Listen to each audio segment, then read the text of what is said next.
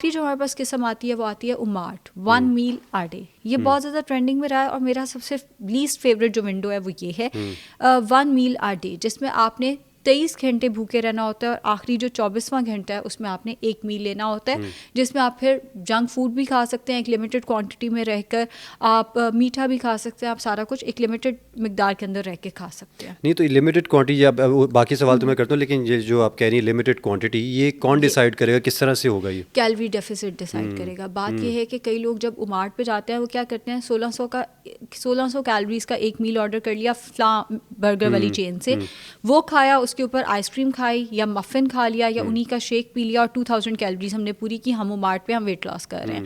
भाई ये कौन सा वेट लॉस है? अब लिमिटेड क्वांटिटी से मुराद ये है कि आपने अपना कैलोरी डेफिसिट डिसाइड करना है।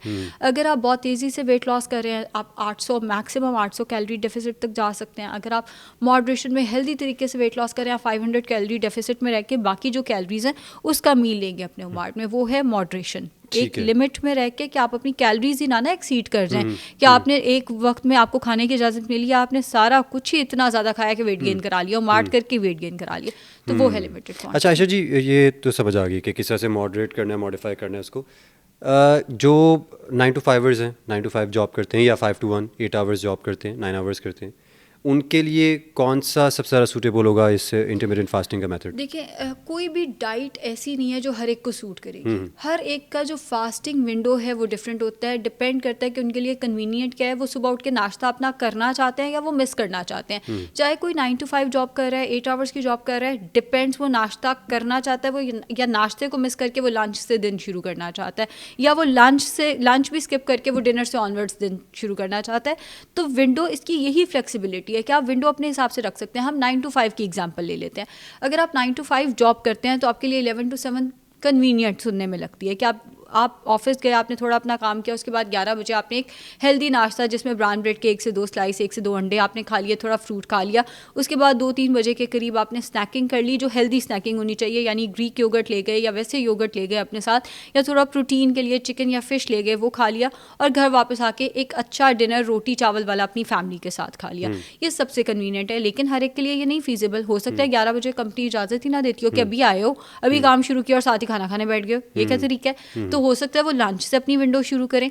कंपनी के माहौल पे एंड हर एक की फिजिबिलिटी पे ये डिपेंड करता है। अच्छा मुझे बताइएगा कि लेट्स से जो आपका फेवरेट आपने बताया कि मेरे ख्याल है 14, नहीं, मेरा फेवरेट है 16-8। 16-8।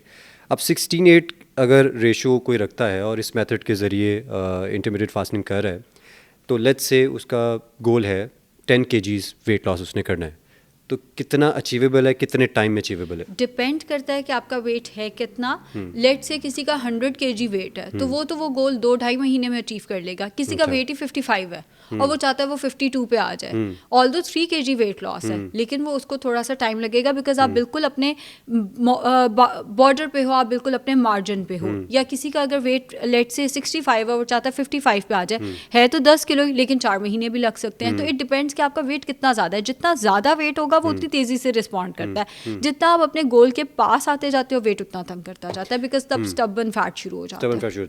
अच्छा, इंटरमीडिएट फास्टिंग फॉर एग्जांपल, अगर कोई भी लड़का या लड़की है, उसने ये मेथड शुरू किया है और बीच में उसको न्यूट्रिशनल इश्यूज शुरू हो गए हैं, कोई डेफिशिएंसी शुरू हो गई है, जिसकी वजह से उसको बीच में उसको क्विट करना पड़ता है या पॉज करना पड़ता है, और फिर बाद में let's say after a gap of like 4 to 5 days वो दोबारा उसको कंटिन्यू करना चाहता है, तो इस गैप का इम्पैक्ट आएगा इस पूरे फास्टिंग प्रोसेस में? अगर आप कभी कभार गैप ले लेते हैं दैट इज़ फाइन, लेकिन ये जैसे अभी कल मैं एक इंटरमीडिएट की कंसल्टेशन कर रही थी, पेशेंट ने खुद ही कहा मैंने इंटरमीडिएट फास्टिंग सुनी है, मैंने वही करनी है, आपने मुझे उसका डाइट प्लान देना है। मैंने कहा ठीक है, अच्छा। नाश्ता कितने बजे आप रखवाना चाह रही हैं? उससे का क्या मतलब है, नाश्ते का टाइम फिक्स हो जाएगा?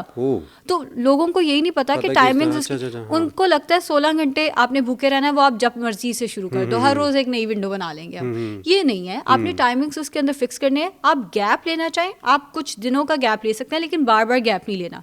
ये नहीं है कि आपने जी 4 दिन बाद फिर गैप ले लिया, फिर गैप। और जो दूसरी बात है, अगर आपको न्यूट्रिशनल डेफिशिएंसी हो गई, इट मींस इंटरमिटेंट आप या तो बहुत ही गलत तरीके से कर रहे हैं, या आपने डाइट प्लान सही नहीं लिया हुआ, आपकी गाइडलाइंस ठीक नहीं है, आपके सप्लीमेंट्स ठीक नहीं है, कहीं ना कहीं फिर आप कुछ गलत कर रहे हैं। ये नहीं होता इंटरमिटेंट में कि आपको न्यूट्रिशन न्यूट्रिशनल डेफिशिएंसीज शुरू हो जाए, तो बल्कि अच्छा है सेहत के लिए। सेहत के लिए अच्छा है, यानी इसमें डिसिप्लिन आपने मेंटेन करना है। डिसिप्लिन ही तो है एक्चुअली, डिसिप्लिन ही है। अच्छा मुझे बताइएगा कि इसमें जो इंटरमिटेंट फास्टिंग है, जिस तरह आपने पहले बताया कि आपको डाइट को मॉडरेट रखना होता है या उसको उसमें कुछ मॉडिफिकेशंस करनी होती हैं, तो इसमें आप कोई स्पेसिफिक पैटर्न चूज़ कर सकते हैं। लेट्स से कोई भी पैटर्न है, 16-8 है या जो भी आपने बताया उनमें से कोई एक है, उसमें अगर मैं चाह रहा हूँ लेट्स से कि मैं हाई प्रोटीन ही रखूँ, जो मेरा मील जो भी आया उसमें प्रोटीन वैल्यू ज़्यादा हो, बाकी कार्ब्स वगैरह फाइबर वगैरह वो उसको हम मॉडिफाई कर लें, तो क्या ऐसा हो सकता है? अपनी फाइबर तो होना चाहिए डाइट के अंदर, बाकी आप अपना ईटिंग पैटर्न जो है वो डिसाइड कर सकते हैं। आइडियली ये होना चाहिए कि जब आप अपना रोज़ा बंद कर रहे हैं, इट मीन्स कि जैसे आपने 12 बजे खाना शुरू किया और आपने रात 8 बजे के बाद कुछ नहीं खाना, तो आप रात 8 बजे थोड़े से कार्बोहाइड्रेट्स ले लें, क्योंकि अगर आपने 8 बजे भी कार्ब्स नहीं लिए, रोटी चावल नहीं लिए, सर दर्द शुरू हो जाएगा, हाइपोग्लाइसीमिया शुरू हो जाएगा। अगले 16 घंटे आपने भूखे रहना है। हाँ, उन 16 घंटे में आप पानी पी सकते हैं, आप ग्रीन टी पी सकते हैं, मगर कोई ऐसी चीज़ जो आपको इंस्टेंट एनर्जी दे या वैसे एनर्जी दे जो कार्बोहाइड्रेट है या इवन प्रोटीन भी आप इस्तेमाल नहीं कर सकते। तो आइडियल सिचुएशन तो यही है कि आप रोज़ा बंद करने से पहले थोड़े से कार्बोहाइड्रेट्स, छोटी सी रोटी या एक मेजरिंग कप में जितने उबले हुए या पके हुए चावल, बिरयानी पुलाव के चावल भी कम ऑयल में बने हुए, वो इस्तेमाल ज़रूर करें ताकि हाइपोग्लाइसीमिया के चांसेस कम हों। अच्छा, ये हमने बचपन से ही सुना है और ये बात हमने खुद महसूस भी की है कि जब आप रमज़ान का महीना आता है, रोज़े रखते हैं, तो हमें ये बताया गया, बचपन से हमने सुना भी कि उन 30 दिनों में या जितने दिन भी आप रोज़े रखते हैं, तो आपके जिस्म से जो जहरीले मादे हैं वो उनका इखराज हो जाता है, वो ख़त्म हो जाते हैं, या जो भी आपके कोई इश्यूज़ हैं, कोई इस तरह के मसले मसाइल, वो ऑटोमेटिकली ड्रेन आउट हो जाते हैं क्योंकि आप रोज़े रख रहे हैं।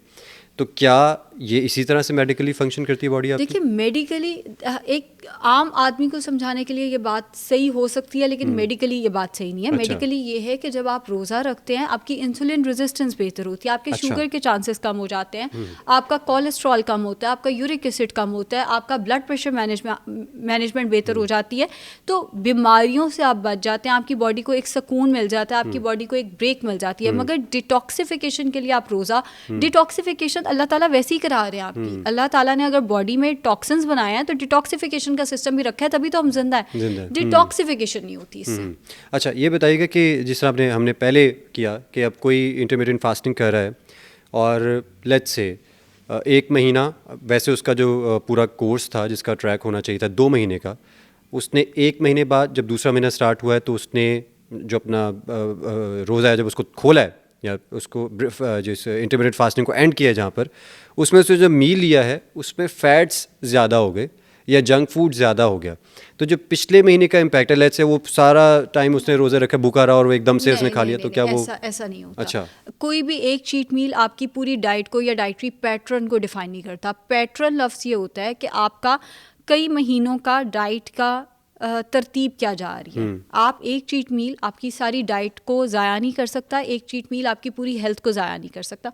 हम सब इंसान हैं। आपको क्या लगता है मैं बर्गर पिज्ज़ा नहीं खाती? मैं भी खाती हूँ, मैं भी पैनकेक्स खाती हूँ, कोई हर्ट नहीं है ये चीज़ें खाने में। वंस इन अ वाइल होना चाहिए, आदत ना बनाएं, रूटीन का हिस्सा ना बनाएं, अपने आप को ट्रीट देने में, या अगर आपको किसी चीज़ की क्रेविंग हो जाती है वंस इन अ वाइल वो चीज़ें खाने में कोई हर्ज नहीं है, और वो आपकी डाइटरी पैटर्न को इफेक्ट नहीं कर रही, वो आपकी हेल्थ को इफेक्ट नहीं कर रही, इन मॉडरेट।